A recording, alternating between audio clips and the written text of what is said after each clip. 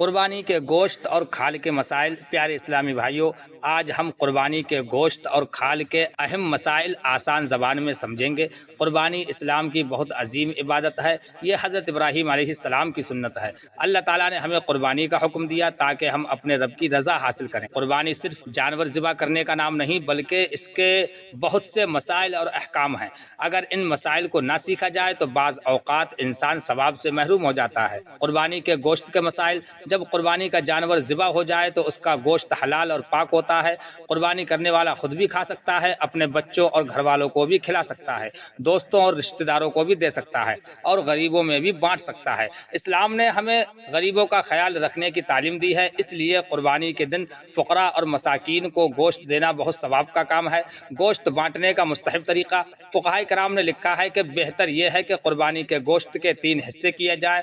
ایک حصہ اپنے گھر والوں کے لیے رکھا جائے، ایک حصہ رشتہ داروں کے لیے اور دوستوں کو دیا جائے، اور ایک حصہ غریبوں اور محتاجوں میں تقسیم کیا جائے، بانٹ دیا جائے، تاکہ سب مسلمان عید کی خوشی میں شریک ہو سکیں۔ لیکن اگر کسی نے سارا گوشت اپنے گھر میں رکھ لیا تب بھی قربانی ہو جائے گی، کوئی گناہ کی بات نہیں۔ خاص طور پر اگر آدمی غریب ہو اور گھر والے زیادہ ہوں تو سارا گوشت اپنے استعمال میں رکھ سکتا ہے، اور اگر کسی نے پورا گوشت صدقہ کر دیا تو یہ بھی جائز ہے، بلکہ ثواب کا کام ہے۔ قربانی کا گوشت بیچنا جائز نہیں، کیونکہ قربانی اللہ تعالیٰ کے لیے کی جاتی ہے، اس سے دنیاوی نفع حاصل کرنا درست نہیں۔ اگر کسی نے قربانی کا گوشت بیچ دیا تو جتنے پیسے ملے وہ صدقہ کرنا واجب ہوگا۔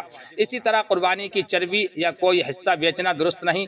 قصائی کو گوشت دینا، بعض لوگ قصائی کو مزدوری میں گوشت یا کھال دے دیتے ہیں، یہ جائز نہیں۔ قصائی کی اجرت الگ سے پیسوں میں دی جائے۔ ہاں، اگر مزدوری دینے کے بعد خوشی سے الگ سے گوشت دینا یہ جائز ہے، یعنی نیت یہ نہ ہو کہ یہی مزدوری ہے۔ غیر مسلم کو گوشت دینا۔ قربانی کا گوشت غیر مسلم پڑوسی یا جاننے والے کو بھی دے سکتے ہیں۔ اسلام حسن سلوک کی تعلیم دیتا ہے، البتہ ایسے غیر مسلم کو نہ دیا جائے جو اسلام اور مسلمان سے جنگ کرنے والا ہو۔ گوشت کی حفاظت۔ قربانی کے گوشت کی بے ادبی نہیں کرنی چاہیے۔ گوشت کو زمین پر پھینکنا یا خراب ہونے دینا درست نہیں۔ بعض لوگ ضرورت سے زیادہ گوشت رکھ لیتے ہیں، پھر وہ خراب ہو جاتا ہے، یہ مناسب نہیں۔ جتنا ضرورت ہو اتنا ہی سنبھال کر رکھیں۔ فریج میں محفوظ کرنا جائز ہے، کئی دنوں تک استعمال کر سکتے ہیں۔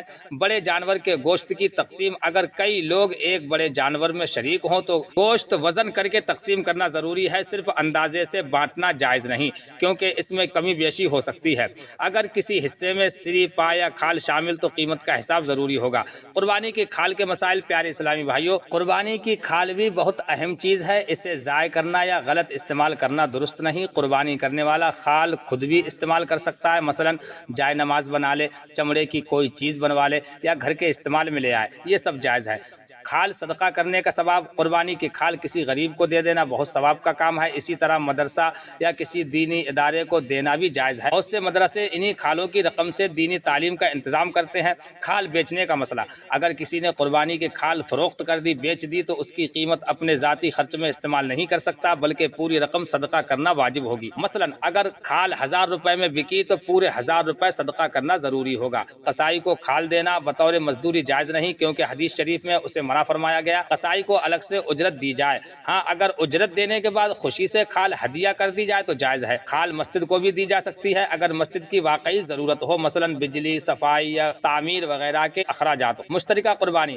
کھال کا حکم۔ اگر کئی آدمیوں نے ایک جانور میں حصہ لیا تو کھال بھی سب کی مشترک ہوگی، اس کی قیمت بھی حصوں کے مطابق تقسیم ہوگی۔ چند ضروری نصیحتیں۔ قربانی کا مقصد صرف گوشت حاصل کرنا نہیں بلکہ اللہ تعالیٰ کی رضا حاصل کرنا ہے۔ قرآن پاک میں ہے، اللہ تعالیٰ کو نہ گوشت پہنچتا ہے نہ خون، بلکہ تمہارا تقوی پہنچتا ہے۔ اس لیے قربانی اخلاص کے ساتھ کریں، ریاکاری سے بچیں، غریبوں کا خیال رکھیں اور شریعت کے مطابق مسائل سیکھ کر عمل کریں۔ حدیث شریف میں رسول اللہ صلی اللہ علیہ وسلم نے فرمایا، کھاؤ، کھلاؤ اور ذخیرہ کرو۔ اللہ تعالیٰ ہمیں صحیح طریقے سے قربانی کرنے اور اس کے مسائل پر عمل کرنے کی توفیق عطا فرمائے۔